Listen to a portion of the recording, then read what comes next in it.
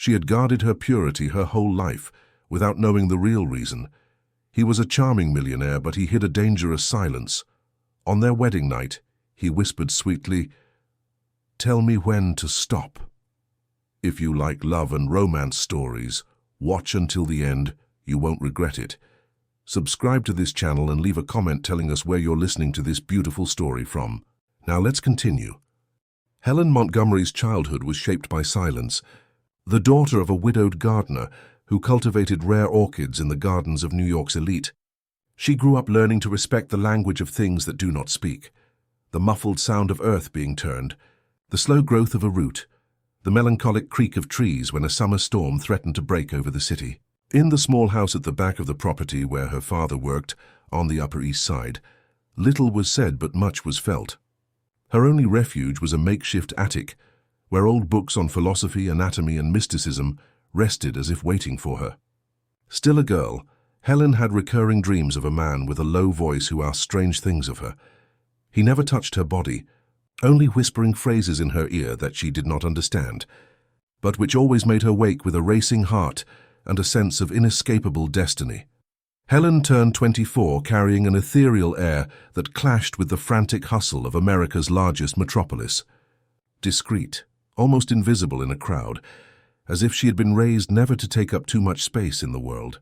A graduate in library science from Columbia University, thanks to a scholarship, she worked in the library of a traditional cultural institution in downtown Manhattan.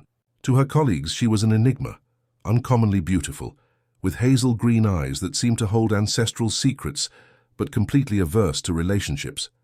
She had never given herself to any man by choice and by fear. For Helen, love was meant to be something transcendent, almost ritualistic, a meeting of souls before bodies. She did not know she was about to experience exactly that, and in a way that surpassed even her darkest daydreams. The rain fell mercilessly on Fifth Avenue that March afternoon. Helen ran to take shelter under the awning of the Met, while distractedly flipping through the catalogue of the exhibition she had just visited. That was when a black car with tinted windows pulled up smoothly to the curb. The driver got out with an umbrella and opened the back door. Helen could not make out the face of the man who emerged from the vehicle, but she felt something inexplicable, a shiver that ran down her spine like an omen. He walked toward her with firm steps and a clear purpose. "Miss Montgomery?" The man's deep, restrained voice caught her by surprise. "I am Vincent Warren Delancourt. I believe our meeting was predestined." Vincent Warren Delancourt was not an unfamiliar name to those who lived in New York. The heir to one of the country's oldest and most powerful families, with investments ranging from technology to agribusiness. He was known as much for his fortune as for his reclusiveness. At 39, he rarely appeared at social events or in the media. When he did, it was always for a specific purpose, never for vanity. Rumors about him varied. Some said he suffered from a mysterious illness, others that he carried the weight of a family tragedy. What no one disputed was his disturbing magnetism. "How do you know my name?" Helen asked, confused. "I knew your father. He tended to the gardens at my home for some time," Vincent replied, with an enigmatic smile that did not reach his eyes. "But that was many years ago. You were just a child."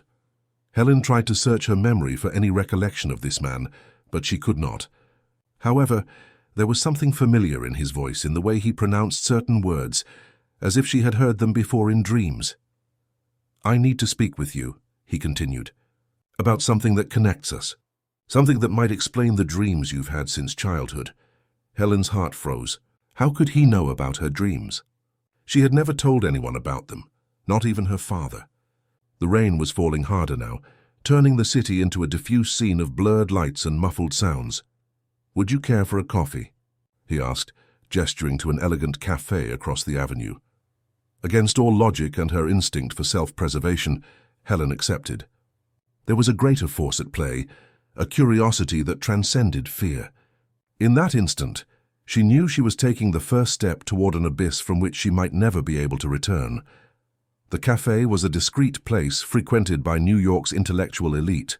Vincent chose a secluded table near a shelf of rare books. Helen watched his hands as he removed his coat. Long fingers, perfectly manicured nails, an aged silver ring with a black stone that seemed to absorb the light around it. There was elegance in his every movement, as if each gesture were the result of centuries of refinement. "How did you know where to find me?" Helen asked, trying to keep her voice steady. "I didn't. It was a coincidence. I was visiting a collector friend and saw you from the car window." He paused. "But nothing is truly a coincidence when it comes to us, is it, Helen?" The way he pronounced her name sent a chill down her spine. It was as if he knew not only her name but her deepest essence. "What do you mean, us?" "We've never met before." Vincent smiled, a sad, almost pained smile. "But we have met in other places. Perhaps not in this life, perhaps not with these names." He leaned forward. "Helen, do you believe in intertwined fates? In souls that seek each other across time?" In any other circumstance, she would have considered the conversation absurd. But there was something in Vincent's gaze, in the way the rain created a bubble of intimacy around them, that made everything possible, everything believable. "The dreams," she murmured, almost to herself. "The man in my dreams." "Tell me about them," Vincent requested, his voice now softer, almost hypnotic. Helen hesitated. She had never shared these dreams with anyone. They were too intimate, too disturbing. But now, before this familiar stranger, the words seemed to want to escape on their own. "A man? I never see his face clearly. He whispers things I don't understand, ancient words as if they were invocations." She took a sip of coffee to hide her nervousness. "And he always asks me to tell him when to stop. But I never know what he wants me to stop." Vincent closed his eyes briefly, as if her words confirmed something he already knew. When he opened them again, Helen saw something that frightened her, a mixture of triumph and despair. "My family carries a legacy, Helen, something that has followed us for generations." He took a small, aged paper envelope from his inner jacket pocket. "This is an invitation to a charity event I am hosting next Saturday at the headquarters of the foundation that bears my family's name. I would like you to attend." Helen took the envelope with trembling fingers. The paper was thick, handmade, with the embossed letterhead of the Warren D'Alencourt Foundation, a stylized tree whose roots seemed to form a symbol she did not recognize. "Why me? What do you want from me?" Vincent stood, leaving a few bills on the table to pay the check. "What we all want," Helen answers. "Redemption, perhaps even liberation." He adjusted his jacket. "Saturday at 8. Wear something white." And just like that, as abruptly as he had appeared in her life, Vincent Warren D'Alencourt was gone, leaving Helen with more questions than answers, and the unsettling feeling that she had just accepted an invitation not to a social event, but to her own destiny. In the days that followed, Helen found herself torn between reason and an almost obsessive curiosity. She researched Vincent and the Warren D'Alencourt family through every available means. The family's history dated back to the Gilded Age, when the first Warren D'Alencourt arrived from England with letters of recommendation from the Crown and quickly amassed land and influence. Over the generations, the family had been involved in politics, industry, and more recently, technology and investments. But there were also shadows, rumors of occult practices, mysterious disappearances, unexplained deaths. The foundation's headquarters was in a historic mansion on Park Avenue, one of New York's most exclusive areas, where century-old townhouses resisted the passage of time and real estate speculation. Helen passed by the location during the week, observing the imposing wrought-iron gate and the tall windows, some illuminated, others completely dark, like the blind eyes of an ancient face. On the night of the event, she chose a simple white linen dress, not out of vanity, but from a strange sense of obedience she could not explain. Upon entering the mansion, she was immediately enveloped by an atmosphere that seemed displaced in time.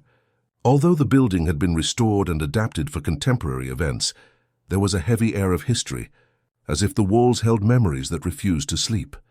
The decor blended antiques with modern art, creating a disquieting contrast.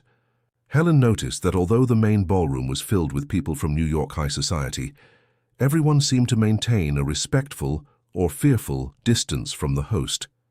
Vincent moved among the guests with the grace of a predator among docile prey, exchanging brief words here and there, but always with his eyes sweeping the room, as if searching for something or someone. When their eyes finally met, Helen felt as if all the other guests had disappeared. Vincent walked toward her with clear purpose, not breaking his gaze for a single moment.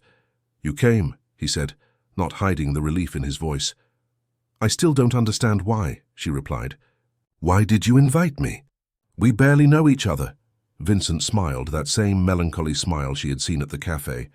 "There are different ways of knowing someone, Helen. Time is only one of them." He offered his arm. "Come, there is something I need to show you." Helen hesitated for a moment, but accepted the offered arm. Vincent led her away from the main ballroom, through corridors lined with ancient tapestries and oil portraits of ancestors who seemed to watch them with eyes that knew too much. The music and voices of the guests faded behind them until the only sound was their footsteps on the softly creaking wooden floor. "This part of the mansion is not open to the public," Vincent explained.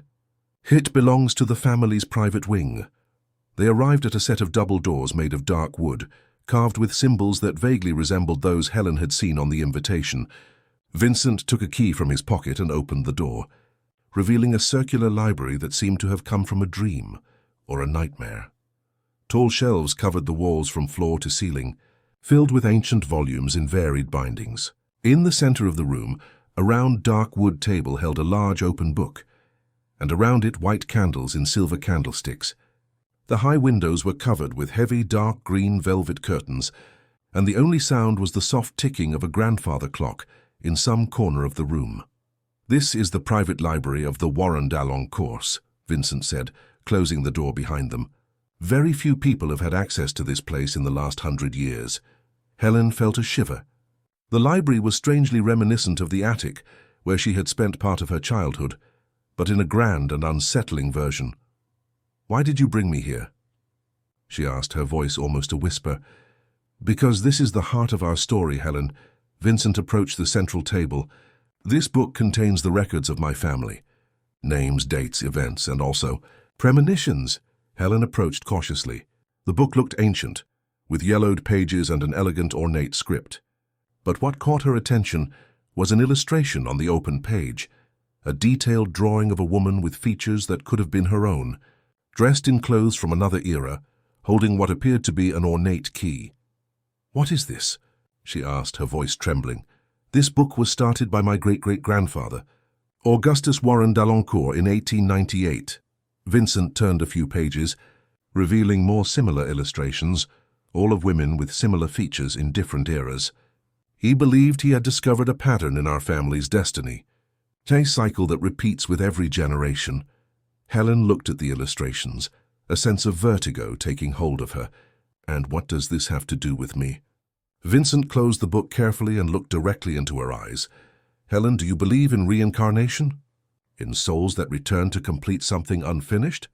She took a step back, suddenly aware of the madness of the situation. She was alone in an isolated room with a man she barely knew, talking about things that defied reason. "I think I should go back to the ballroom," she said, trying to keep her voice firm. Vincent made no move to stop her, but his words paralyzed her.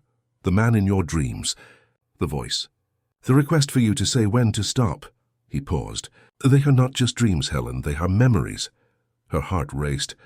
How could he know such specific details of her most private dreams? "I don't know what you're talking about," she lied, backing away another step. "Yes, you do." Vincent advanced slowly. "Just as you know who I am, even without ever having met me before. Just as you recognize this room, though you've never been here." He held out his hand. "The question is, are you ready to accept what you already know?" Helen felt the world spin around her. Fragmented images flashed through her mind. A dark corridor, a fogged mirror, the sound of a clock stopping, a scream that was not hers but came from her own throat. And that voice, always the same voice. "Tell me when to stop." "Who are you?" she whispered, feeling her legs grow weak. "I am the same as always, Helen." Vincent took another step toward her. "I am the one who waits, the one who seeks, the one who can never stop. Unless you tell me when." Helen felt she was going to faint. The room began to spin, the candlelight flickering as if blown by a non-existent wind. The last thing she saw before darkness took over was Vincent's face, with an expression that mixed triumph and despair, the same expression she had seen in her dream the night before. When she regained consciousness, Helen was lying on a velvet sofa in a room she did not immediately recognize. It was an elegant study, with a lit fireplace and bookshelves more conventional than those in the circular library. Vincent was sitting in a nearby armchair, watching her with a mixture of concern and fascination. "I apologize," he said, when he noticed she was awake. "I didn't mean to overwhelm you with so much information at once." Helen sat up slowly, her head throbbing. "What happened?" "You fainted. I called my private physician, who examined you and said it was just a drop in blood pressure. Nothing serious." He offered her a glass of water. "The event is over. It's late." Helen accepted the water, realizing for the first time what time it might be. The clock on the wall read 1:20 a.m. "I need to go home," she said, trying to stand. "I've already arranged for a driver to take you," Vincent replied. "But first I need to tell you something." He leaned forward. "What I showed you and said tonight is just the beginning, Helen. There is much more you need to know that you need to remember." "I don't know if I want to remember," she murmured. "I don't know if I want to be a part of this, whatever it is." Vincent smiled, but there was sadness in his eyes. "Unfortunately, it's not a matter of choice. You are already a part. You always have been." He stood and walked to a desk, from which he took a small object wrapped in black velvet cloth. "This belongs to you." "It always has." Helen accepted the package with trembling hands. Unwrapping the cloth, she found an old bronze key ornate with intricate symbols, the same key she had seen in the book's illustration. "What does it open?" she asked, turning the key between her fingers, feeling its strange, almost living weight. "A door that only you can open, Helen." Vincent knelt before her, taking her hands in his. "We will see each other again very soon, and when we do, I will ask something of you that may seem like madness, but I ask that you keep an open mind." He helped her to her feet and led her through the now silent corridors of the mansion to the entrance, where a black car was waiting. Before she got in, Vincent took her hand and kissed it lightly, an old-fashioned gesture that seemed strangely appropriate. "Good night, Helen. Until very soon." The driver took her back to the small apartment she rented in Greenwich Village. Upon entering her home, Helen felt a sense of alienation, as if she were returning to a place that was no longer hers. Everything seemed smaller, more confined, more ordinary after the grandeur of the Warren D'Alencourt mansion. She placed the old key on the coffee table and stared at it for a long time. There was something familiar about the object, as if it were part of a memory buried deep in her mind. Unable to sleep, Helen took her laptop and continued her research on the Warren D'Alencourt family. She found records of a scandal in the late 1920s, when a young woman named Clara Middleton disappeared after marrying Roderick Warren D'Alencourt, Vincent's great-grandfather. The case was never solved, but rumors at the time suggested she had fled to Europe or been the victim of an accident at sea.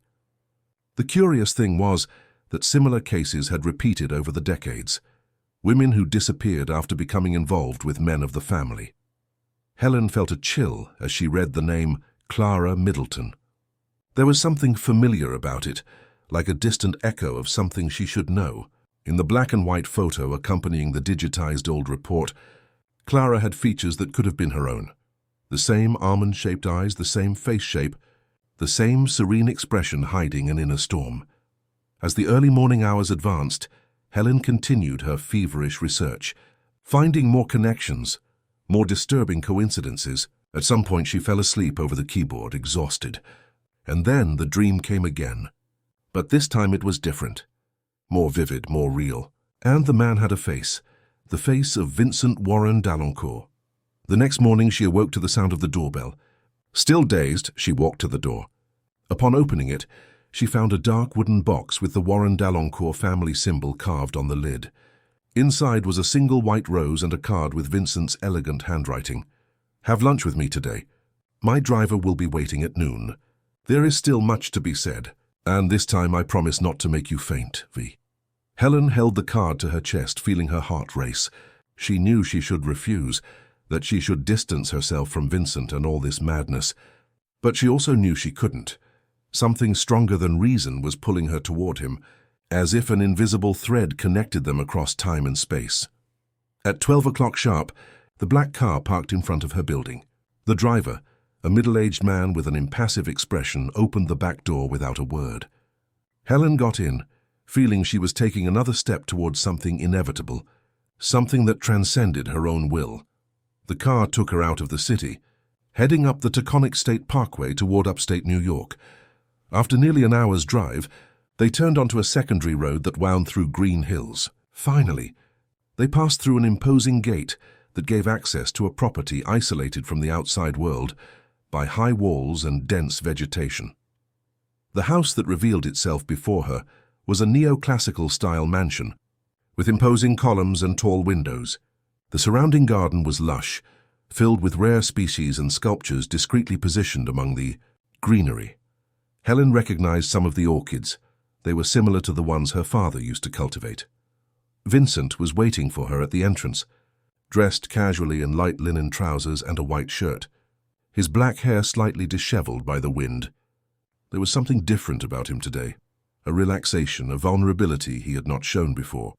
"Welcome to Hillcrest Manor," he said, extending a hand to help her out of the car. "My refuge from the city."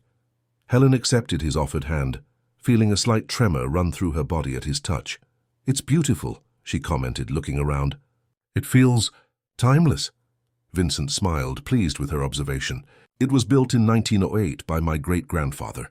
The architecture is European, but the materials are all American." He gestured for her to follow him. "Come, I've prepared our lunch on the terrace. The view is worth it." He led her through the mansion, whose interior was a harmonious blend of antiquity and modernity. Period furniture coexisted with contemporary art and discreet technology. Helen noticed that although there were paintings and photographs everywhere, none seemed to be of family. There were no portraits of parents, siblings, or any close relatives. The terrace was on the second floor, overlooking the gardens and the rolling hills that stretched to the horizon. A table was set for two, with fine china and crystal glasses. The food was already served, simple but elegant dishes, clearly prepared with attention to detail. "Did you cook this yourself?" Helen asked, surprised. "I did. It's one of my few domestic talents," Vincent replied, pulling out a chair for her to sit. "I learned during a period I lived in France. I thought it would be more intimate than having staff serve us." Helen understood the implication. He wanted privacy for this conversation. As they ate, Vincent kept the conversation on light topics: literature, art, music. They discovered they shared a taste for symbolist poetry and romantic operas. He spoke of his travels, of remote places where he sought inspiration for his environmental conservation projects, one of the areas of focus for the foundation that bore his family's name. It was only when coffee was served that he addressed the real reason for their meeting. "Helen, what I showed you yesterday was just a fragment of something much larger," he began, his tone now more serious. "My family's history is intertwined with a pattern that has repeated for generations. A cycle that always involves the same souls, the same feelings, the same tragic outcome. And you believe I'm part of this cycle," she said. It was not a question. "I don't just believe it. I'm certain." Vincent placed his cup on the table and looked directly into her eyes. "You are the reincarnation of Clara Middleton, the woman who married my great-grandfather Roderick in 1926 and mysteriously disappeared months later." Helen felt a shiver. Part of her wanted to laugh at the absurdity of the statement, but another part, a deeper, more instinctive part, resonated with a strange familiarity. "Even if that were true," she said, choosing her words carefully, "what does that mean for us now?" Vincent stood and walked to the balustrade of the terrace, looking out at the horizon. The wind stirred his hair, giving him an almost ethereal appearance against the deep blue sky. "It means we have a chance to break the cycle, to do things differently this time." He turned to face her, his face a mask of determination and vulnerability. "Helen, I believe we are destined for each other, not just in this life, but in all of them. And I believe this is the moment when we can finally be together, without the tragedy repeating itself." "What tragedy?" she asked, feeling a knot form in her throat. Vincent returned to the table and sat down, leaning forward, his voice now almost a whisper. "In every generation, a man from my family finds a woman with Clara's soul. They fall in love, intensely, irrationally. They marry, and then she disappears. Sometimes it's reported as an elopement, other times as an accident, others as an illness. But the result is always the same. He is left alone, tormented, obsessed with finding her again. Helen swallowed hard. And you think I'm the next in this lineage? I think you are the last. Vincent took her hand across the table. His touch was warm, almost feverish. I think we are here to end this cycle, to rewrite the end of this story. She slowly withdrew her hand. It all seemed like madness, and yet it made sense in a way that transcended reason. How? She asked simply. By marrying me, he replied without hesitation. But this time, with awareness of what we are, of what we have been, with knowledge of the past so we don't repeat the same mistakes. Helen stood up abruptly. This was too much. They barely knew each other, and he was proposing marriage based on a fantastical story of past lives and intertwined fates. This is insane, she said, backing away. We don't know each other. I know nothing about you besides what I've read on the internet and what you've told me in the last 2 days. You know more than you think. Helen! Vincent remained seated, his calm voice contrasting with her agitation. You feel more than you admit. Why did you agree to come today? Why did you accept the invitation to the event yesterday? Why haven't you thrown away that key I gave you? Helen had no answer. He was right. There was something inexplicable that drew her to Vincent, something that went beyond physical attraction or intellectual curiosity. It was as if a part of her recognized him on a level her conscious mind could not access. I need time, she finally said. This is too much to process. Vincent nodded as if he had expected this reaction. I understand, and I respect your decision. He stood and walked to a small side table, from which he picked up a sealed envelope. But I ask that you take this with you. These are copies of pages from Roderick's journal. About Clara. About what happened. Helen reluctantly accepted the envelope. And if I decide I don't want to see you again? That all of this is just an elaborate fantasy. Vincent smiled, but his eyes remained serious. Then I will respect your decision. But we both know that's not what's going to happen. The driver took her back to the city in silence. Throughout the journey, Helen fought contradictory impulses, to throw the envelope out the window or to open it immediately and devour its contents. When she finally got home, she opted for a middle ground. She placed the envelope on the table next to the old key and decided she would only examine them after a long walk to clear her head. Night had already fallen when she returned, exhausted and still confused, but with a renewed sense of determination. She sat at the table and carefully opened the envelope. Inside were copies of yellowed pages, covered in a masculine script, elegant but agitated, as if written in moments of great emotion. The first pages described Roderick Warren d'Alencourt's meeting with Clara Middleton in 1925, during an opera season at the city's Grand Theatre. The similarity to her own meeting with Vincent was disturbing. The sense of immediate recognition, the inexplicable attraction, the certainty of a shared destiny. But it was the last pages that made Helen's blood run cold. Roderick described a peculiar wedding ceremony, with elements that mixed traditional Christianity with older pagan rituals. He spoke of a bond that needed to be completed, of a cycle that needed to be honored. And then the final passage, written in a trembling, stained script as if by tears. Clara disappeared tonight. After the ritual, after the words were spoken and the bond formed, she simply vanished. There is no rational explanation. The staff saw nothing. The police found nothing. But I know in my heart that she did not run away. She was taken from me, by the house, by time, by the cycle I refused to accept. Now I know the price of the pact made by my grandfather. We always find the same love, only to lose it in the same way. We are condemned to eternally seek what we can never keep. So unless someone someday has the courage to say stop. Helen closed her eyes, feeling the world spin around her.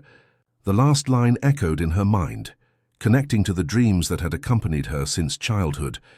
The voice in her dreams asking her to say when to stop. This was it. This was the moment. This was the choice. Without a second thought, she picked up the phone and dialed the number Vincent had left her. He answered on the first ring as if he had been waiting for her call. I accept, she said simply. You accept what, Helen? He asked, his voice soft but insistent. I accept to marry you. I accept to face this cycle. I accept to discover the truth. There was a long silence on the other end of the line. When Vincent spoke again, his voice had a different quality, older, deeper, as if someone else was speaking through him. Tomorrow I will send the documents. The nuptial contract. There are conditions that must be respected. What conditions? Helen asked, a shiver running down her spine. Only one, really, Vincent replied, his voice now strangely formal. It is necessary that you remain untouched until the wedding night. The bond must be completed with purity. In any other circumstance, Helen would have considered the request absurd, antiquated, almost offensive. But in the context of this bizarre story she found herself in, it made a strange kind of sense. I understand, she replied simply. Excellent. Then it is done. Vincent's voice relaxed again, returning to the tone she recognized. Helen, thank you for trusting, for believing. It's not trust, she corrected. It's curiosity. It's instinct. Maybe it's madness. Vincent laughed softly. Sometimes they are the same thing. After hanging up, Helen sat in silence for a long time, contemplating the old key on the table. She knew she had just made a decision that would change her life forever. She knew she was about to dive into something larger and more dangerous than she could comprehend. But she also knew, with a certainty that transcended reason, that she had no choice. That she never had. This was her destiny. This was her cycle. And this time perhaps its ending would be different. The next morning, an envelope sealed with the Warren d'Alencourt family symbol arrived at her apartment. Inside was a detailed marriage contract, written in formal, antiquated language, as if it had been drafted in another era and merely adapted for contemporary legal terms. Helen read it carefully, noting strange clauses that mentioned familial continuity, the fulfillment of ancestral traditions, and respect for the rituals of union. The last page contained only 2 lines for signatures, hers and Vincent's, no witnesses, no intermediaries. A private pact between 2 people, or 2 souls. Helen hesitated, her pen hovering over the paper. A voice in her mind screamed that this was madness, that she should throw the contract away and run as far as possible from Vincent Warren d'Alencourt and his haunted mansion, his cursed history, his destiny intertwined with hers. But another voice, deeper and older, whispered that this was just another step on a journey begun long ago, that to flee now would only be to postpone the inevitable, that to break the cycle one must first accept it. Her hand descended upon the paper. Her signature flowed as if guided by another force. And as she finished the last stroke, Helen had the strange feeling that a door had opened somewhere, a door that the old key on her table could unlock. The 3 months following the signing of the contract passed like a fever dream for Helen. Vincent organized everything with an almost supernatural efficiency. The ceremony would be held in the private chapel of the country estate, with only a few select guests, all of them members of an inner circle of New York high society. People who, according to Vincent, understood the importance of ancient traditions. Helen resigned from her job at the library, packed her few belongings, and moved to Hillcrest Manor 2 weeks before the wedding. Vincent insisted it was necessary for her to acclimate to the energy of the place. She was housed in a suite on the 2nd floor, decorated with impeccable but antiquated taste, as if time had stopped sometime in the early 20th century. The 4-poster bed, the heavy silk curtains, the full-length mirror with an Art Nouveau frame, everything seemed to belong to another era. It was in this mirror that Helen first noticed something that made her question her own sanity. For a brief instant, when the evening sun hit the glass at a certain angle, it was not her reflection she saw, but that of a woman in period clothing, a woman whose features were unsettlingly similar to her own. "You're feeling her presence, aren't you?" asked Matilda, the elderly housekeeper who seemed to be the only staff member permitted to speak freely with Helen. "It's normal. This house has memory. Who are you talking about?" Helen asked, trying to keep her voice steady. Matilda smiled, an enigmatic smile that did not reach her dark, piercing eyes. "You know who I'm talking about, child. The other one, the one who came before, the one who always returns." Helen wanted to ask more, but Matilda withdrew silently, leaving only the echo of her words hanging in the air like an unsettling mist.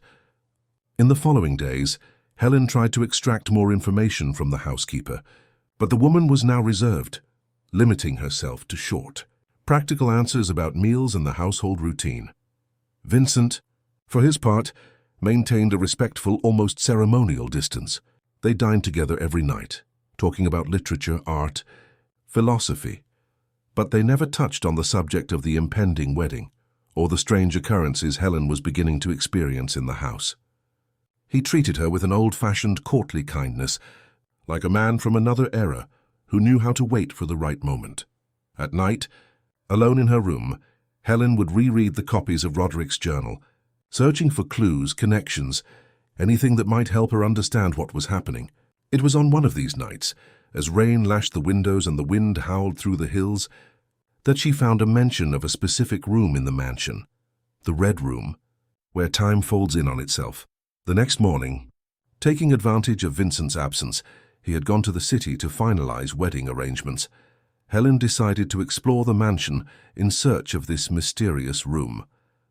Hillcrest Manor was larger than it first appeared, with entire wings that seemed to have been uninhabited for decades.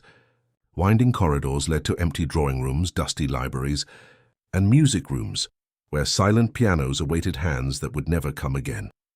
On the third floor, following a narrow corridor that seemed to grow colder as she advanced, Helen found a door different from the others, lower, older, with carvings that recalled the symbols from the family book Vincent had shown her. The bronze doorknob was cold to the touch, almost painfully so. The door was locked. Helen turned the knob in vain, feeling a mixture of frustration and relief. Perhaps it was better not to discover what lay beyond that door. Perhaps some things were meant to remain hidden. It was then that she felt the weight of the old key in her pocket, the key Vincent had given her on their first meeting. Without a second thought, she took it out and inserted it into the lock. It was a perfect fit. The key turned with an unsettling ease, as if the lock had been waiting for it. The door opened to reveal not a room but a small antechamber lined with a deep red wallpaper, almost the color of clotted blood. In the center, a pedestal held an open book, illuminated by a beam of light from a hidden skylight. Helen approached cautiously. The book was old, with yellowed pages covered in a delicate but determined feminine script. "Diary of Clara Middleton Warren d'Alencourt," read the first page. Helen's heart pounded. This was the diary of the woman Vincent believed to be her previous incarnation, the woman who had mysteriously disappeared almost a century ago. With trembling hands she turned the pages, absorbing fragments of Clara's life. Her childhood in a family of modest means in New York, her meeting with Roderick during a performance at the Metropolitan Opera, the intense and almost obsessive courtship, the hasty wedding, the move to Hillcrest Manor, and then the more disturbing entries. Something is wrong with this house. The walls seem to breathe. The mirrors show things that are not here. Faces that are not my own. Roderick says it is just my imagination, that the house has this effect on sensitive people. But his eyes say otherwise. His eyes know. And further on, I found the Red Room today. The door was unlocked, as if inviting me in. There is a book there, a book that tells stories of women like me, all married to men of this family, all disappeared. I am beginning to understand the pattern, the cycle. I am beginning to fear my fate. The last entry was the most unsettling. Tomorrow will be the final ceremony. The bond, as Roderick calls it. I know what will happen. I know that, like the others, I will be sacrificed to feed something old and hungry that inhabits this house, this bloodline. But I have found a way to break the cycle. If you are reading this, you are the next. And you are the last. Everything depends on you saying the right word at the right moment. When he asks, when he says, "Tell me when to stop," you must answer. The next page had been torn out. Helen frantically flipped through the rest of the diary, but there was nothing else. The answer, the word that could break the cycle, had been deliberately removed. A distant rumble was heard like thunder, but the sky outside was clear. The entire house seemed to tremble. The air in the small red antechamber suddenly grew heavy, difficult to breathe. Helen felt a presence behind her, a pressure in the air as if someone or something were watching her. Turning slowly, she found herself facing a mirror she hadn't noticed before. And in the reflection she was not alone. A woman with her face dressed in clothes from the early 20th century watched her with eyes that knew too much. "Clara," Helen whispered. The figure in the mirror did not respond. It only extended a hand, as if wanting to touch the glass that separated them. Helen, moved by an impulse she could not control, mirrored the gesture. Her fingers touched the cold surface of the mirror, and then darkness swallowed her. When she regained consciousness, she was lying in her own bed in the suite she occupied. Vincent was sitting beside her, holding her hand, his face a mask of concern. "You frightened me," he said, his voice trembling. "Matilda found you unconscious in the third-floor corridor." Helen tried to sit up, but a wave of dizziness made her sink back against the pillows. "The Red Room," she murmured. "Clara's diary." Vincent's face hardened almost imperceptibly. "You shouldn't be exploring that part of the house. You are not yet prepared." "Prepared for what exactly?" Helen asked, finding the strength to sit up. "To discover that I'm part of a cycle of disappearances. That all the women who married men from your family vanished mysteriously after the bonding ceremony." Vincent slowly released her hand and stood, walking to the window. The sun was beginning to set, bathing the room in golden hues that contrasted with the shadow that seemed to envelop the tall, erect figure of her fiancé. "It's not that simple, Helen." His voice was soft, almost hypnotic. "It's not a matter of disappearance. It's a matter of transcendence." "Transcendence?" she repeated, incredulous. Vincent turned, and his eyes had a strange, almost feverish glint. "The Warren d'Alencourt family carries a gift and a curse. We are guardians of an ancient knowledge, of a power that few understand. The bond is not an ordinary ceremony. It is a portal, a passage, to where? To beyond linear time, to a place where souls can meet in their purest form." He returned to the bed, sitting down again, his presence now more intense, almost suffocating. "Helen, what happens is not that the women disappear. They transcend. They become part of something greater. Part of the house itself, of the bloodline, of the eternal cycle." Helen felt a chill run down her spine. "They die. No, they transform." Vincent took her hands in his. "And they return, generation after generation, seeking to complete something that was interrupted. That is why you are here, Helen. That is why Clara is in you. So that we can finally conclude the cycle. Not with disappearance, but with true union." His words had a strange weight, a distorted truth that resonated somewhere deep inside her. Part of Helen wanted to believe, wanted to surrender to this mystical narrative of intertwined souls and shared destinies. But another part, the part that had read the desperation in Clara's words, that had seen the fear in her eyes in the mirror, screamed that this was madness, danger, death. "The wedding is in 3 days. Vincent continued, his voice now firmer. "And then, on our wedding night, we will perform the bonding ritual. And this time it will be different. This time you understand. You are prepared. And if I change my mind?" Helen asked, trying to keep her voice steady. "If I decide I don't want to participate in this ritual?" Vincent smiled, a sad smile that did not reach his eyes. "You won't. Because you already know in the depths of your being that this is your destiny." "Our destiny," he stood again. "Rest now. Tomorrow the final preparations begin." After he left, Helen remained motionless for a long time, trying to process everything she had discovered, everything Vincent had said. The idea of running away crossed her mind, but something told her there was no escape. That the cycle would find her wherever she went. That the only way to end this story was to face it to the very end. The next morning, Hillcrest Manor came alive with wedding preparations. Florists arrived with elaborate arrangements of white orchids, the same kind her father cultivated. Musicians came to rehearse in the chapel. The kitchen bustled with the preparation of the feast, and in the midst of all this activity, Helen felt strangely isolated, as if she were watching everything through a thin film that separated her from the real world. Matilda entered her room carrying an old carved wooden box. "Your wedding dress, miss," she announced, placing the box on the bed. Helen approached hesitantly. Opening the lid, she was met with a dress that seemed to have come from another century, pure white silk, with intricate embroidery forming symbols, subtly similar to those she had seen in the family book and on the door of the Red Room. "This dress," she murmured, touching the fabric with trembling fingers. "It belonged to all of them," Matilda completed with an indecipherable expression. "To every Warren d'Alencourt bride for 7 generations, including Clara."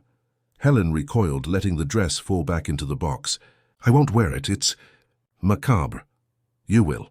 Matilda's voice lost its usual deference, taking on an authoritarian tone that surprised Helen.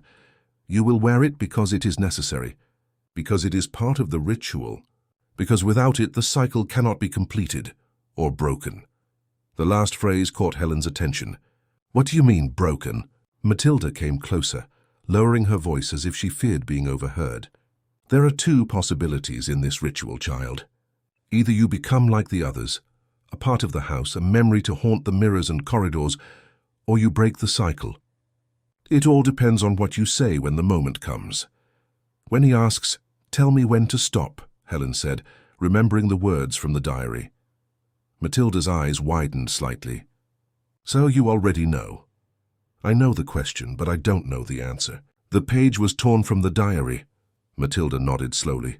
Of course it was. He wouldn't allow you to know. None of them would. She walked to the door, checking if anyone was in the corridor before continuing. But I know. My grandmother served in this house when Clara disappeared. She heard what happened that night. She saw. What must I say? Helen asked, her voice almost a whisper. Matilda approached again, leaning in to whisper in Helen's ear.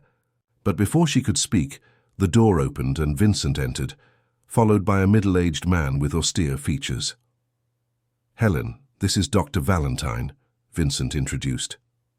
He will perform a prenuptial examination, a family tradition. Helen's eyes met Matilda's, who quickly lowered her gaze and withdrew with a curtsy. The moment had passed. The secret remained hidden. The examination was quick and superficial, blood pressure, heart rate, reflexes. But Helen sensed the doctor was more interested in her mental state than her physical one. The questions were strange, seemingly disconnected.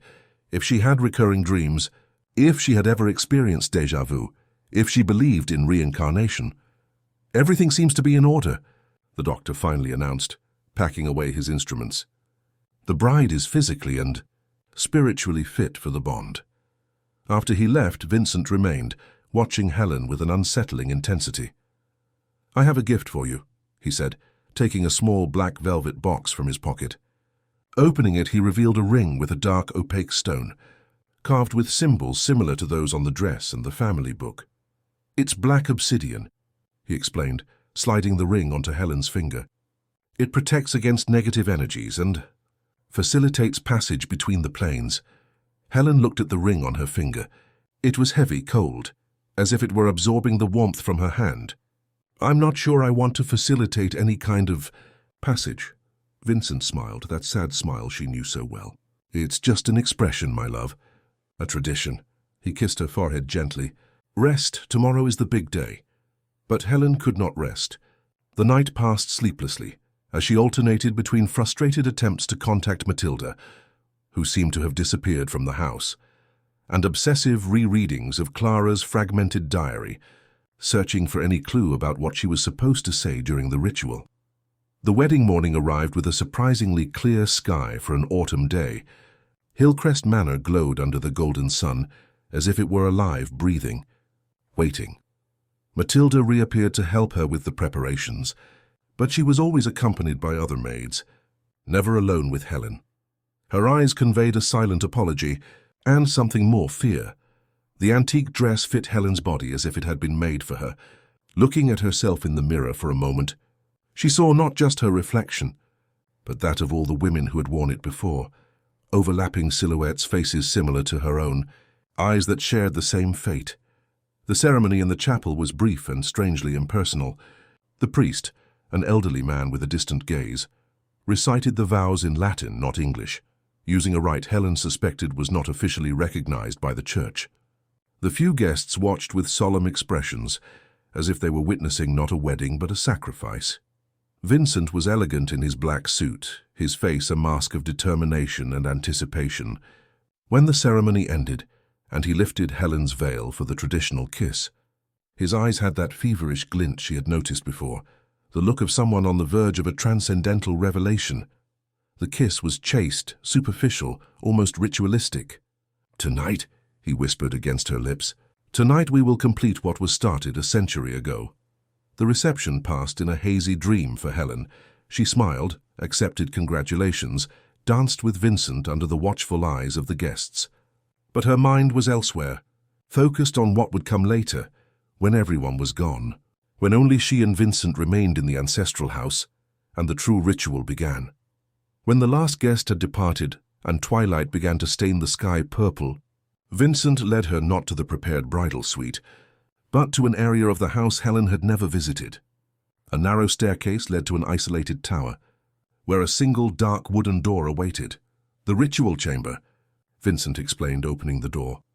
The room was circular, its walls covered with antique mirrors, alternating with tapestries depicting mythological scenes.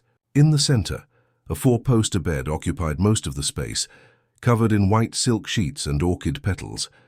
Candles arranged in specific patterns illuminated the room with a flickering, ghostly light. Helen entered hesitantly, feeling the air heavy with incense and expectation. The mirrors reflected not only the present scene, but seemed to contain shadows of other eras, other similar moments that had occurred in that very room.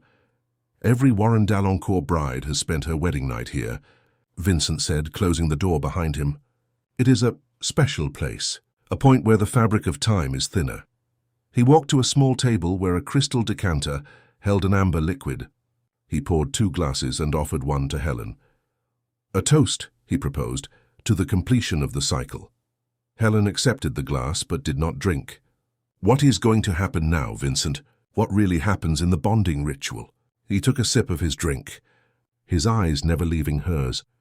Love, Helen, the purest, most transcendent kind of love. The union not just of bodies but of souls. He placed his glass on the table and approached, touching her face gently. During the rite, our essences will connect in a way that transcends the physical. And in that moment, you will have a choice. What choice? To remain here in this reality limited by flesh and time, or to transcend, to become part of something greater. His fingers traced the outline of Helen's lips. The other brides, they didn't understand. They weren't prepared. But you, Helen, you know, you remember. You can choose consciously. Helen placed her untouched glass next to his. And if I choose to stay? Vincent's eyes darkened. Then the cycle continues.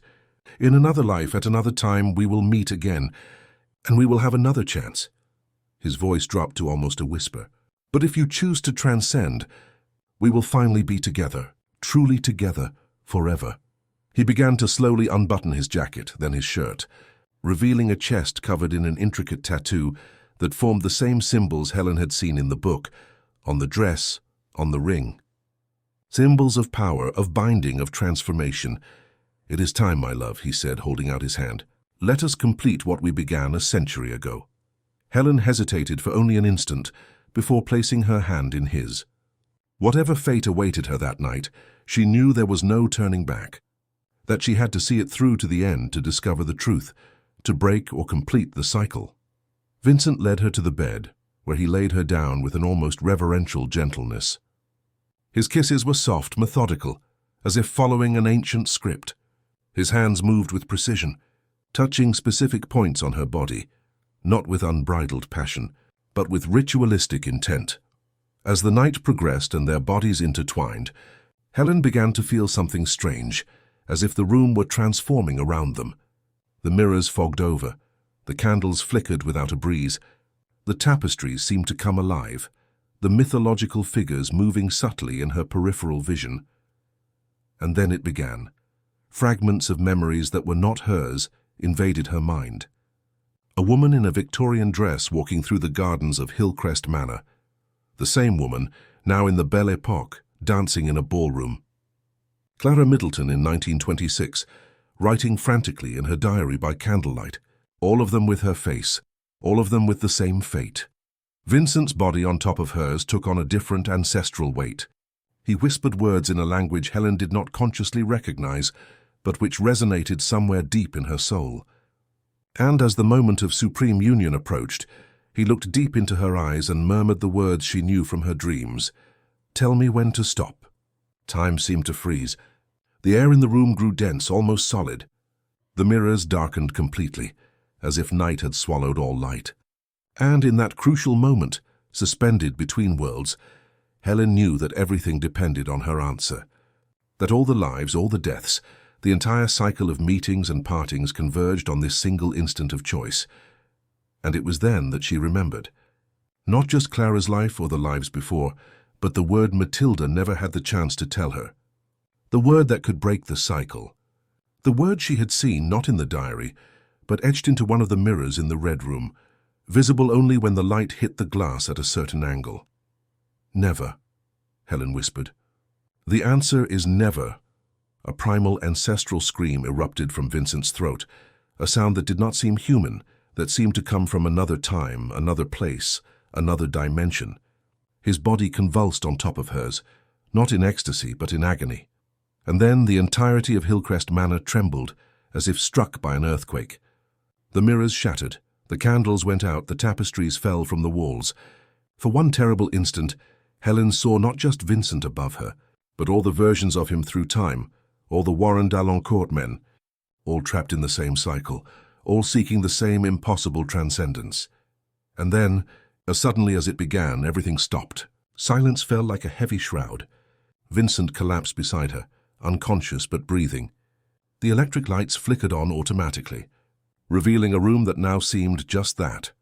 A room with no mysticism, no magic, just an ornate relic of a bygone era.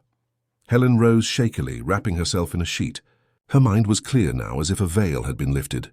She finally understood what had happened, what the cycle truly meant. It was not a matter of reincarnation or intertwined fates.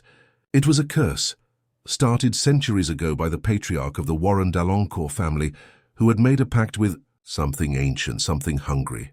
Every generation, a man of the family would find a woman with a certain psychic sensitivity, a woman capable of serving as a vessel, a portal. The bonding ritual was not about love or transcendence. It was about consumption, about feeding the entity with the bride's life essence. Never was the word of rupture, the key that broke the pact. By saying it, Helen had refused the sacrifice, refused to feed the ancestral hunger, refused to perpetuate the cycle. Vincent began to stir, his eyes opening slowly, confused. For a moment there was something different in them, a clarity Helen had never seen before, as if he too had been freed from an enchantment. "Helen?" he murmured, his voice hoarse, vulnerable. What happened?" She sat on the edge of the bed, looking at the man who now seemed smaller, more human, more fragile. "It's over, Vincent," she answered softly. "The cycle is broken. The pact is broken." He sat up abruptly, looking around as if seeing the room for the first time. "I remember," he said, running his hands over his face.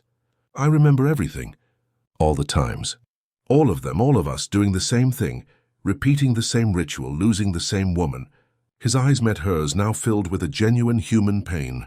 "What has my family done? What have I done?" Helen hesitated, unsure of how much he truly knew, of how conscious he had been of his role in the macabre ritual. "You didn't know?" she finally asked. Vincent shook his head slowly. "Not completely. It was like living in a dream, as if something else was in control, using my voice, my body." He stood, staggering, wrapping a sheet around his waist. "I grew up hearing about the family legacy, about our special destiny, about finding transcendent love. I never truly understood what it meant until I met you. Until I felt the compulsion, the obsession." He walked to the remains of one of the broken mirrors, observing his fragmented reflection. "And now? What happens now that the cycle is broken?" Helen approached, stopping beside him. In the broken mirror, she saw her own reflection, multiplied, fractured, but it was just her now, not an overlay of women from the past. "I don't know," she answered honestly. "We've never made it this far before." A noise caught their attention, a muffled sound coming from somewhere within the walls. Like a collective sigh, as if the house itself were exhaling one last breath before settling into quiet. "The house," Vincent murmured. "It's changing." They left the room together, descending the narrow staircase, walking the now strangely peaceful corridors of Hillcrest Manor. The oppressive feeling was gone, that watchful presence Helen had felt since her arrival. It was just an old house now, impressive, historic, but just a structure of stone and wood. As they passed the library where it had all begun, Vincent stopped abruptly. The great family book, with its records and mysterious illustrations, lay open on the central table. But the pages were now blank, as if the ink had been sucked away, erased. "The legacy is gone," he said, touching the empty paper. "The pact is truly broken." They continued to the main hall where they found Matilda waiting, seated in an armchair, as if she had been certain they would come. Her face was serene, almost relieved. "You did it, child," she said, smiling for the first time since Helen had met her. "You did what no other could." "You knew," Helen said. "You knew never was the answer." Matilda nodded. "My grandmother heard Clara scream that word in her final moments. But it was too late for her. The ritual had already begun." She stood, seeming lighter, younger. "Every family has its secrets, its burdens. The Warren d'Alencourts carried one of the heaviest. What happens now?" Vincent asked, his voice reflecting a vulnerability Helen had never heard before. "Now," Matilda smiled. "Now you live, sir. You simply live." On the horizon, the first rays of sun began to gild the hills. A new day, the first of many without the shadow of the pact, without the weight of the cycle. Helen looked at Vincent, not the mystical heir of a cursed lineage, but just a man with all his complexities, weaknesses and possibilities. A man who, like her, had been a piece in a much larger, much older game. "What if we started over?" she proposed, holding out her hand. "As normal people. No intertwined fates, no ancestral pacts, just... Zah." Vincent looked at her outstretched hand, hesitated for a moment, and then took it. His touch was different now, warmer, more real. "I would like that very much," he replied simply. Matilda watched them with a serene smile. "Breakfast will be served in an hour," she announced, as if this were an ordinary day, as if the previous night had not fundamentally altered the nature of the house and its inhabitants. "I suggest you both have a bath and change." When she left, Helen and Vincent found themselves alone, hand in hand, facing an entirely new reality. The first steps of a journey not predestined, not cursed, just human with all its uncertainties and possibilities. "I don't know if I can stay here," Vincent said, looking around at the house that had been his prison as much as his home. "There are too many memories, too many echoes." Helen nodded, understanding. "We can go anywhere. Start a new life." "And our marriage?" he asked, with an insecurity the old Vincent would never have shown. "It was part of the ritual. It wasn't real." "Then we'll get married again," Helen replied. "When we're ready. If we're ready. A real wedding this time, based on who we really are, not who we were programmed to be." Vincent smiled, a smile different from any she had seen before. Not sad, not enigmatic, just genuinely happy. "I'd like that." They went up the stairs together to prepare for the new day, for the new life that stretched before them. Hillcrest Manor would remain, but transformed, purified. The mirrors would reflect only the present, not the past. The corridors would no longer whisper with the voices of lost women. And the Red Room, Helen decided it would be sealed, the old key buried somewhere it could never be found again. As she prepared for her bath, Helen looked out the window at the lush gardens surrounding the property. For the first time she noticed how vibrant the colors were, how clear the air was. It was as if a fog had lifted, revealing a sharper, more real world. Among the trees, for an instant, she thought she saw a female figure in an old white dress watching her. But when she blinked, the vision was gone. Perhaps it was just a final farewell from Clara, finally free to move on, to find her own peace. "Thank you," Helen whispered to the absent figure. In the bathroom, she found Vincent already in the tub, the hot water creating a mist that softened the contours of his body. He looked up as she entered, and there was a silent question in his eyes. Helen let the sheet fall and stepped into the warm water, feeling the heat envelop her tired body. Vincent shifted to give her space, and she settled between his legs, leaning her back against his chest. His arms wrapped around her, not with the ritualistic precision of the night before, but with the simple human comfort of someone seeking genuine connection. They stayed like that for a long time in silence, letting the hot water wash away the remnants of the past, of the ritual, of the broken cycle. When they finally spoke, it was about simple, mundane things: where they would go, what they would do, what their new life together would be like. Not as a mystical heir and a sacrificial bride, not as pieces in a cosmic game of power and consumption, but as Vincent and Helen, two imperfect, traumatized but free people, two people with a future that, for the first time in many generations, was not written in any ancient book, was not predetermined by any ancestral pact, a future that belonged only to them, As the sun rose completely over the hills, bathing the room in golden light, Helen felt a peace she had never known before. The cycle was broken, the story had been rewritten, and what came next would be entirely new, sometimes frightening, sometimes wonderful, but always theirs. 6 months had passed since the night Helen and Vincent broke the ancestral cycle that had imprisoned the Warren d'Alencourt family. 6 months of rebuilding, of self-discovery, of trying to understand who they really were when no longer guided by supernatural forces and predetermined fates. Hillcrest Manor was sold to a historical preservation foundation. Vincent could not remain in that place, even after its purification. Too many memories were embedded in the walls, echoes that might never completely fade. The money from the sale was directed to a fund for research into dissociative disorders and intergenerational trauma, a symbolic way of redirecting the family's fortune toward healing rather than perpetuating suffering. Helen and Vincent now lived in a spacious apartment in Chelsea in New York City, a penthouse with a terrace garden where she had recreated, on a smaller scale, the orchid sanctuary her father had cultivated. Urban life offered a refreshing contrast to the almost claustrophobic isolation of Hillcrest Manor.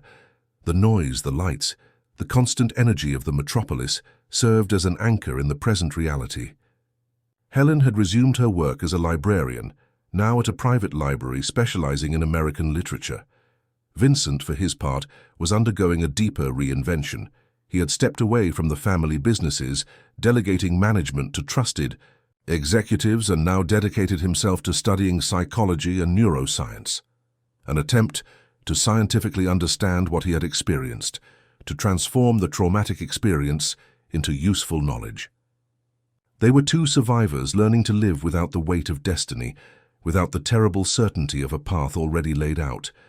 Two lovers discovering the meaning of a truly free love, not compelled by ancestral forces or supernatural pacts. But not everything was perfect. The breaking of the cycle had left marks, invisible scars that sometimes manifested at the most unexpected moments. Vincent had frequent nightmares where he saw himself trapped in the ritual again, unable to stop, condemned to repeat the same gestures, the same words for all eternity. He would wake up in a cold sweat, a scream caught in his throat. In those moments, Helen would hold him in silence, bringing him back to the present with her warmth, her solid, real presence. Helen, for her part, sometimes sensed presences. Shadows in the corner of her eye, whispers at the edge of hearing. Fragments of memories that did not belong to her, or that perhaps belonged to her in a way that science could not yet explain. On nights when these sensations became more intense, she would sit on the terrace garden among the orchids, letting the cool city air clear her mind. That Saturday morning, while tending to a new Cattleya orchid shoot, Helen felt a presence behind her. For an instant she thought it was another of those ghostly sensations, another echo of the past. But when she turned, she saw only Vincent, watching her with an expression that mixed admiration and concern. "You seem so focused," he commented, approaching, "almost in a trance." Helen smiled, wiping the dirt from her hands on a cloth. "I learned from my father. When you work with such delicate plants, you have to be completely present." Vincent nodded, sitting on a nearby wooden bench. "I got a call from Matilda this morning." Helen stopped what she was doing. Since they had left Hillcrest Manor, Matilda rarely made contact. The housekeeper had retired, preferring to remain on the property even after the sale, as a kind of guardian, a guide for the new owners. "What did she want?" she asked, trying to keep her voice casual, though a familiar chill settled in her spine. "They found something during the renovation of the East Wing," Vincent replied. "A hidden compartment in the library, with documents." Helen dropped her gardening tools and sat down beside him. "What kind of documents?" "Old records, correspondence, and a diary." He paused as if choosing his words carefully. "Clara's original diary. Complete." Helen's heart quickened. "I thought only fragments existed." "What you found on that occasion was a partial copy. This appears to be the original, and—" He hesitated again. "Matilda says there are entries dated after her supposed disappearance." The air around them seemed to grow heavier, as if the mere mention of that possibility brought back some of the oppressive atmosphere of Hillcrest Manor. "What does that mean?" Helen asked, though she suspected the answer. "It means Clara may not have disappeared as we thought, at least not in the way we thought." Vincent took her hands in his. "Matilda wants us to see these documents. She says they may contain answers we don't yet have." Helen felt an instinctive resistance. They had worked so hard to leave that chapter behind, to build a new life, free from the weight of that dark history. "Do we really need this, Vincent? To reopen these wounds?" He looked at the orchids, surrounding them, so delicate and resilient at the same time. "I believe so. Not for me or for us, but for them." His eyes met Helen's again. "For all the women who came before, for Clara, so that their stories can finally be told, so they can truly rest." There was a plea in his eyes, a genuine need for closure that Helen understood well. As much as they had moved on with their lives, as much as they had found a new normal, there were still unanswered questions, empty spaces that might never be completely filled without this final confrontation with the past. "When?" she asked finally. "This afternoon, if we can. Matilda said the documents will be transferred to the Foundation's archive on Monday." Helen nodded, feeling a mixture of apprehension and a reluctant curiosity. "All right, but this is the last time. After this, we leave the past where it belongs." Vincent smiled, that genuine smile he had only learned to give after the breaking of the cycle. "I promise, this is our closure, not a new beginning." The drive back to Hillcrest Manor was silent, fraught with conflicting emotions. As they drew closer, following the same winding road through green hills, Helen felt a tightness in her chest, not of fear, but of a strange nostalgia. Despite everything that had happened there, the house had been briefly her home. A distorted, haunted home, but still a place where a significant part of her life had unfolded. The property was different. Restoration crews were working on the gardens and the facade. Scaffolding covered part of the structure, and material trucks were parked at the main entrance. Hillcrest Manor was being transformed into a cultural center, with areas for exhibitions, a public library, and spaces for literary events, a transformation that seemed fittingly redemptive. Matilda was waiting for them at the entrance, looking smaller and more fragile than Helen remembered, but with the same sharp eyes and the same erect posture. "Mr. Vincent, Miss Helen," she greeted formally, though her gaze conveyed a familiarity that transcended social conventions. "Thank you for coming." "Where are the documents, Matilda?" Vincent asked after the initial greetings. "In the library. Everything is as we found it, except for the preservation specialists who have already begun the cataloguing process." She led them through the partially renovated house. Some walls had been removed to create larger spaces. Windows once covered now let in natural light, and the claustrophobic atmosphere Helen remembered had been replaced by a sense of openness, of renewal. The library, however, remained virtually untouched. The same tall shelves, the same central table, the same chandeliers now fitted with electric bulbs that mimicked candlelight. But there was one crucial difference. A section of the wall behind one of the shelves had been opened, revealing a small compartment that was previously hidden. On the central table, carefully arranged in conservation boxes, were the documents Matilda had mentioned. A young man with glasses worked quietly in a corner, photographing and cataloguing some of the pages. "This is Maurice from the preservation team," Matilda introduced. "He has already digitized most of the material, but he agreed to give us a few hours to examine the originals in private." The young man nodded respectfully and withdrew, leaving them alone with the documents and with Matilda, who remained near the door like a silent sentinel. Vincent approached the table, looking at the boxes with a mixture of reverence and apprehension. "Where do we begin?" "With the diary," Helen answered without hesitation. "I want to see what Clara wrote after her supposed disappearance." Matilda approached and indicated one of the boxes, larger and more ornate than the others. "Here, the complete diary of Clara Middleton Warren d'Alencourt." Helen carefully opened the box, revealing a book with a worn leather cover, much thicker than the fragment she had found in the Red Room. The first pages were familiar. The same accounts of meeting Roderick, the intense courtship, the hasty wedding, but upon reaching the entries describing the night of the ritual, The content became significantly different from what she had read before. He asked me when to stop, Helen read aloud, and I said never, thinking it would stop him, that it would break the spell. But I was wrong. My answer did not end the ritual, it redirected it. Instead of being consumed by the entity, I was transformed by it. Helen exchanged a quick glance with Vincent before continuing. I did not disappear like the others. I did not die. I became something else. Something between worlds, not entirely here, not entirely there. Roderick believes I ran away. The police are searching for a woman who no longer exists, at least not in the way she did before. I watch my husband from dark corners, from fogged mirrors. I see his pain, his despair, and I cannot reach him. I am trapped between the planes, an unwilling guardian of a threshold that should never have been opened. My God, Vincent murmured. She was trapped in the house. Helen continued reading, turning the pages with reverential care. I am not alone here. There are others like me. Women from other generations who tried to say no, who tried to resist, but who used different words. Words that did not have enough power. We are like ghosts but conscious, eternal observers of a cycle we cannot break. The entries continued for years. Clara describing the death of Roderick, devastated by his loss, never fully recovering.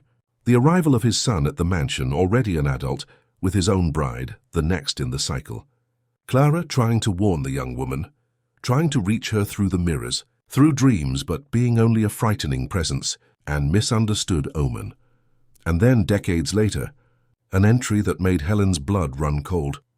There is a girl in the greenhouses, the new gardener's daughter. There is something about her, a sensitivity, an openness. She sees me when no one else can. I try to speak to her to prepare the way, for I feel she will be the last, the one who will finally say the right word, at the right moment, the one who will break the cycle not just for herself, but for all of us. Helen closed the diary, feeling a sudden vertigo. She's talking about me. Clara visited me in dreams when I was a child. Vincent placed a hand on her shoulder, offering silent support.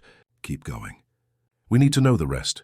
With trembling hands, Helen reopened the diary, moving to the last entries, dated just a few years earlier. The girl has grown, Helen. I see her sometimes on visits to the city. She is becoming the woman she will need to be, to face what is to come. Roderick has been dead for a long time. His grandson now controls the house, the fortune, the legacy. Vincent. He does not know it yet, but he is already searching for her, even without knowing her. The cycle is preparing for its final turn. The diary's last entry had been written only 6 months earlier, on the night of the ritual. Tonight, everything changes. I feel the portal opening again, the veil between worlds growing thin. But there is a difference this time. Helen knows what to do. She said the word never, and she said it at the right moment. The cycle is broken. I can feel the chains loosening, not just from her and Vincent, but from all of us. We are being released. We will finally move on, but before I go, I must leave this record. I need them to know that we existed, that we resisted, that we never completely lost our humanity, even trapped between worlds. And I need Helen to know that I will always be grateful, that we all are. Goodbye, House of Shadows. Goodbye, world of the living. A heavy silence fell over the library when Helen finished reading. Vincent took a few steps back, visibly shaken. Matilda remained motionless near the door, her face an impassive mask, though her eyes shone with unshed tears. She knew, Helen finally said, breaking the silence. Clara knew what would happen. She knew about me, about us, about the end of the cycle. And she waited almost a century to be freed, Vincent completed, his voice hoarse with emotion. Along with all the others. Helen flipped through the diary again, stopping at a specific page. There's something here about the origin of the pact, about how it started. Vincent approached again, leaning over the diary. Helen read aloud. I discovered the truth today about how it all began. I found the original records, hidden in a secret compartment in Roderick's study. In 1875, Augustus Warren d'Alencourt, desperate after losing almost the entire family fortune in failed investments, sought help in ancient rituals, brought to America by enslaved Africans, but perverted by European practitioners of dark magic. He made a pact with an entity that promised wealth, power, and influence in exchange for a sacrifice. In each generation, A member of the family had to deliver the life essence of a pure woman, a soul untainted by prior physical union. The first sacrifice was his own fiancée, Eliza. He brought her to this newly built house and performed the ritual, offering her to the entity. But something went wrong, or perhaps it went right in a way Augustus did not expect. Eliza did not die. She was transformed, trapped between worlds, becoming part of the house, part of the portal. And so the cycle began. In each generation, a Warren d'Alencourt man, often without fully understanding his role, feels compelled to find a specific woman, always the same soul returning, always Eliza seeking liberation. The ritual is repeated, and she is imprisoned again. The family's fortune grows, their power increases, but at a terrible cost, the perpetual servitude of innocent souls. Vincent stepped away again, walking to the window that overlooked the now restored gardens. The afternoon sun bathed the landscape in a golden light, contrasting with the darkness of the history they had just uncovered. "My entire family," he murmured. "Generations of Warren d'Alencourt men. We all took part in this, some consciously, others like me, manipulated by compulsion, by the call of blood." He turned to face Helen, his face marked by an ancient pain. "How can I live with this?" Helen gently closed the diary and approached him. "The same way we're living with everything else. One day at a time, transforming the legacy of pain into something better." She held his hands in hers. "We can't change what your ancestors did. Not even what we did when we were under the influence of the pact. But we can choose what we do now." Matilda came closer, her expression softer now. "If I may, Mr. Vincent, there is still one last document you should see." She indicated a leather folder on the table. "Letters written by your grandmother, Eleanor Warren d'Alencourt, addressed to her son, your father." Vincent looked at the housekeeper in surprise. "My grandmother? But she died before I was even born." "Precisely," Matilda replied enigmatically. Helen opened the folder, revealing a bundle of time-yellowed letters, all sealed, never delivered. The first was addressed to my son, Richard Warren d'Alencourt, to be read after my disappearance. Carefully, Helen opened the envelope and unfolded the letter, reading aloud. "My dearest son, when you read this, I will have disappeared, as they say in the family, but I want you to know the truth. I did not run away. I did not have an accident. I was not the victim of a sudden illness. I was sacrificed, like all the others before me, on the altar of the pact made by Augustus Warren d'Alencourt. Your father had no choice. The blood compelled him, just as it will compel you when your time comes, just as it will compel your son after you. It is a curse passed from generation to generation, as certain as the color of one's eyes or the shape of one's chin. But there is hope. I have been studying the family records for years. I believe the cycle can be broken if the right word is said at the right moment. That word is never, as simple as that. When the Warren d'Alencourt man asks, 'Tell me when to stop,' the answer must be never. Unfortunately, I discovered this too late. The ritual had already begun when I understood. Now I am trapped between worlds like all the others, watching, waiting, praying that someday someone will break this terrible cycle. My son, if I could give you only one piece of advice, it would be this. Teach your son, my grandson, to question the family legacy. Plant in him the seed of doubt. For only through awareness comes the possibility of choice, and only through choice comes liberation. With eternal love, your mother, Eleanor." Vincent turned pale, holding onto the edge of the table to keep from falling. "My grandmother, she knew. She tried to warn him. And my father," he looked at Matilda. "Did my father receive this letter?" The housekeeper shook her head. "No, sir, your grandfather intercepted them. He kept them in this secret compartment, where they remained until now." Helen continued to examine the letters. "There are more here, several of them written over years. Eleanor's observations on your father's childhood, advice she wished she could have given, moments she wished she could have shared." "And the last one?" Vincent asked, his voice trembling. Helen searched among the envelopes and found one dated just a few months before Vincent's birth. She opened it carefully and read, "My dearest son, today I watched you tell your little Vincent stories about our family. I saw how your eyes shone when you spoke of the legacy, of the special gift of the Warren d'Alencourts. I wanted to scream, to snatch the boy from your arms and tell him the terrible truth that hides behind those beautiful words. But I am beyond the veil now, unable to interfere directly. All I can do is watch and wait. And my hope lies in this grandson I will never know in life. There is something different about him, a sensitivity, a light. I feel he may be the one to break the cycle if he finds the right woman, if he has the courage to question what he has been taught. Vincent. My little Vincent, whom I will never hold in my arms. If by some miracle these words ever reach you, know this: you have a choice. You always have. The blood does not have to determine your destiny. The curse does not have to be your legacy. Choose love, not power. Choose liberation, not servitude. Choose to be the last Warren d'Alencourt man to carry the burden of this terrible pact. With eternal love and hope, your grandmother, Eleanor. When Helen finished reading, she saw that Vincent was crying silently, tears streaming down his face without him making any effort to stop them. It was the first time she had seen him cry since the night of the ritual.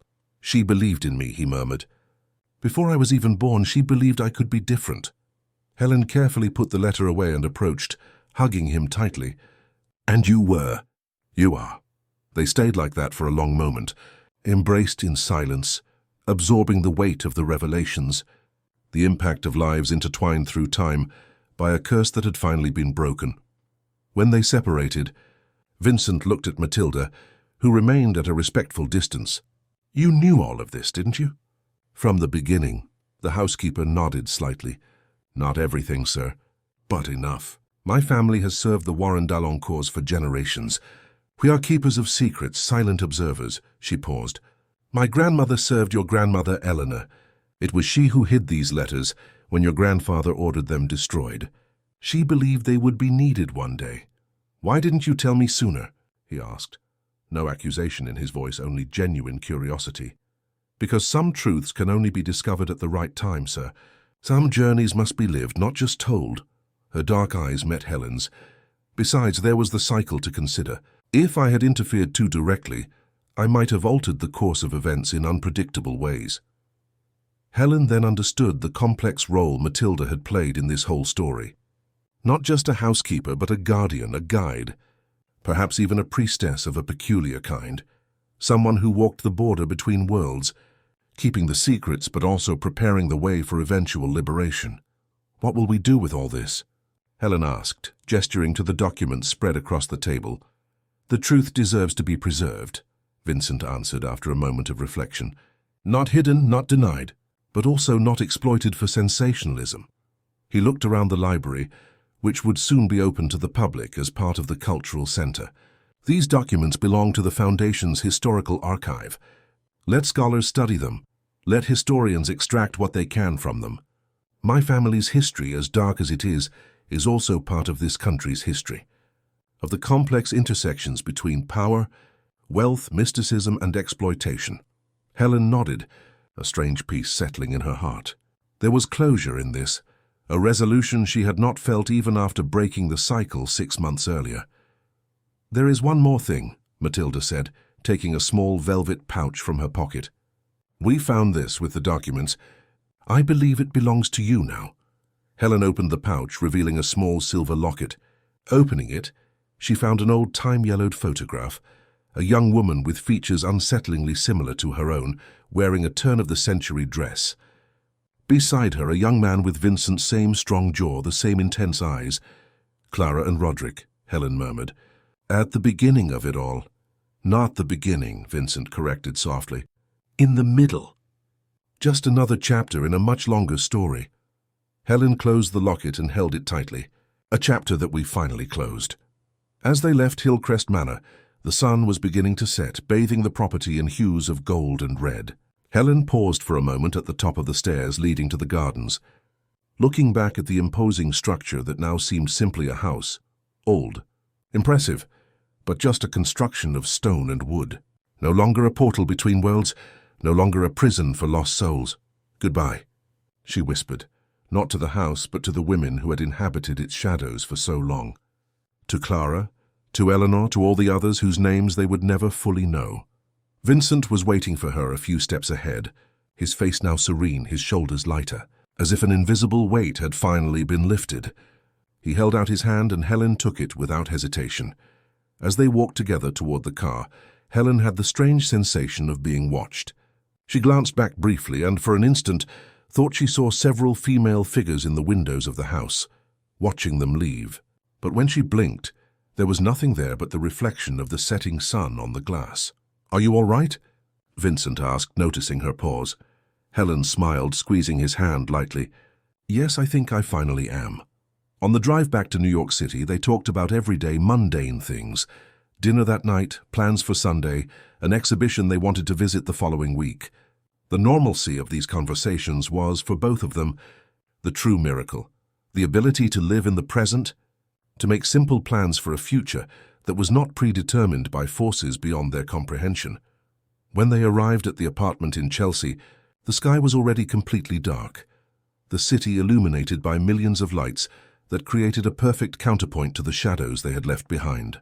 Helen went straight to the terrace garden, needing to feel the cool night air, to be among her plants, to anchor herself in the present through her senses. Vincent followed her after a few minutes, bringing 2 glasses of wine. "What are you thinking about?" he asked, handing her a glass. Helen accepted the drink and looked out at the city skyline, at the illuminated vastness that stretched as far as the eye could see. "I'm thinking about choices, about the forks in the road of destiny, about how small decisions can completely alter the course of our lives. Like saying never at the right moment," he suggested, a faint smile on his lips. "Exactly. But also," she turned to face him, "like choosing to continue, even after the cycle was broken. Like choosing to stay together, not because we were programmed to by some ancestral pact, but because we want to, because we choose each other freely." Vincent placed his glass on a nearby table and took Helen's hands in his. "I choose you, Helen Montgomery, today and every day, not as the last link in a cursed chain, but as the first link in something completely new." Helen felt tears well up in her eyes, not of sadness or fear, but of a deep joy, of gratitude for the simple miracle of being there, alive, loved, free. "And I choose you, Vincent Warren d'Alencourt, not as the heir to a dark legacy, but as the man who had the courage to break with the past, to rewrite his own story." They sealed this promise with a kiss, not ritualistic, not predestined, just profoundly human. And when they parted, Helen looked again at the city skyline and felt a peace that was beyond words. The cycle was truly broken. The future was theirs to create. Later that night, as Vincent slept soundly beside her, Helen got up and walked to the living room, where she had left the locket of Clara and Roderick. She opened it again, looking at the young, hopeful faces that had no idea of the fate that awaited them. "It's done," she whispered to the image. "You're free now. We all are." For an instant, perhaps a trick of the light, perhaps a final echo of what lay beyond. The veil. Helen thought she saw the photograph change, the serious countenances of the subjects softening into smiles of peace. But when she blinked, it was just Roderick and Clara again, frozen in time, in a moment before the cycle consumed them. Helen closed the locket and put it away carefully in a small box where she kept her most precious memories. This object was now part of her history, not as a magical talisman or a cursed relic, but as a reminder that the past, no matter how dark, does not have to determine the future, that cycles, even the oldest and most powerful, can be broken, that love, when true and free, is the most transformative force in the universe. She returned to bed and nestled against Vincent, feeling the warmth of his body, the steady rhythm of his breathing. He murmured something in his sleep and instinctively held her closer, as if even unconscious he needed to know she was there, that she was real, that she had not disappeared like all the others before her. "I'm here," she whispered, though she knew he couldn't hear. "And I'm not going anywhere." Outside, the city pulsed with its endless energy, millions of lives following their own paths, creating their own stories. And somewhere beyond human perception, perhaps in the same nebulous realm where Clara and the others had been trapped for so long, something ancient and hungry finally grew quiet, deprived of its sustenance, forced into slumber after generations of feasting on innocent souls. The pact was broken, the curse was ended, and in the apartment in Chelsea a man and a woman slept in peace, free to dream not of the past, but of the future they would create together. One day at a time, one choice at a time, one love at a time. The next morning, Helen awoke to the sound of soft rain pattering against the windows. Vincent was not in bed, but she could hear movement in the kitchen, the aroma of freshly brewed coffee permeating the apartment. She got up, wrapped herself in a silk robe, and went to find him. Vincent was making breakfast, moving about the kitchen with a domestic ease that would have seemed utterly alien to the man she had met a year ago, the distant, almost ethereal aristocrat trapped in ancestral rituals and traditions. "Good morning," he greeted with a smile, handing her a cup of coffee. "Sleep well?" Helen accepted the cup, inhaling the comforting aroma. "Better than I have in a long time," she answered truthfully. "No dreams, at least none that I remember." Vincent nodded, understanding the meaning of those simple words. For both of them, a night without dreams, without visions of the past, without echoes of what they had been, without ghosts of other lives, was a precious gift. "I've been thinking," he said, placing toast and fresh fruit on the table, "about the future, about what we do now." Helen sat down, watching him with curiosity. "And what have you concluded?" Vincent sat across from her, his eyes revealing a serenity she had rarely seen before. "That maybe it's time to really leave New York behind, not just Hillcrest Manor, but everything the city represents for us, all the echoes, all the memories." "And go where?" Helen asked, surprised but not entirely reluctant. A part of her had already considered the same possibility. "Anywhere. The world is vast." He took a sip of coffee, thoughtful. "I was thinking about the South, maybe New Orleans or Charleston, places with their own magic, yes, but a different kind of magic. More solar, more open, less oppressive." Helen considered the idea. The American South, with its sprawling coastlines, warm climate, vibrant culture, and rich history, offered a perfect contrast to the urban, frantic atmosphere of New York, with the unstable weather and ancient shadows of Hillcrest Manor. "We could start something new there," Vincent continued. "Me with my psychology studies, you with your knowledge of library science. Maybe open a cultural center, a bookstore, something that brings light instead of shadows." Helen smiled, feeling a wave of enthusiasm grow inside her. "I like the idea. In fact, more than like it. I feel it's right." "So we'll do it?" he asked, an almost childlike expression of hope on his face. "We'll do it," Helen confirmed. "A new chapter, a new story." After breakfast, while Vincent made a few calls to begin the practical preparations for the move, Helen returned to the terrace garden. The rain had stopped, leaving the air clean and fresh. Her orchids glistened with droplets of water more vibrant than ever. She thought of her father, the silent gardener who had taught her the language of things that do not speak. She thought of how he meticulously cared for each plant, how he protected them during storms, how he helped them flourish even in the most adverse conditions. That was what she and Vincent were doing now, carefully tending to their relationship, protecting it from the storms of the past, creating the conditions for it to blossom fully, free from ancestral shadows. "You taught me well, Dad," she whispered to the wind. "More than you know." In the farthest corner of the terrace, a specific orchid caught her attention. It was a rare species her father used to cultivate, known for its difficulty in blooming. Helen had brought it from Hillcrest Manor months ago, a small fragile shoot that had seemed destined to wither. But now, against all expectations, the plant displayed a bud, still small but undoubtedly there, ready to open in its own time when the conditions were perfect. Helen touched the bud delicately with her fingertips. It was a perfect symbol for this new phase of their lives, something born from unlikely circumstances, something that required patience and care, something that promised a beauty worth all the waiting, all the effort. Vincent joined her on the terrace, stopping beside her without a word, just observing the plant with the same look of admiration. "It's going to bloom," Helen said finally, "against all odds." Vincent smiled, lacing his fingers with hers. "So are we." And in that simple moment, under the New York sky that was clearing after the rain, with the promising orchid bud as a silent witness, Helen knew with absolute certainty that they had truly broken the cycle. Not just the supernatural cycle of the Warren d'Alencourt family, but the more universal cycle of pain begetting more pain, of traumas being passed down from generation to generation. They had chosen a different path. They had chosen healing over perpetuation. They had chosen light over shadows. They had chosen love, not the obsessed and ritualistic love dictated by the ancestral pact, but a genuine human love, imperfect but true. To New Orleans, then, she asked, looking toward the skyline of the city they would soon leave behind.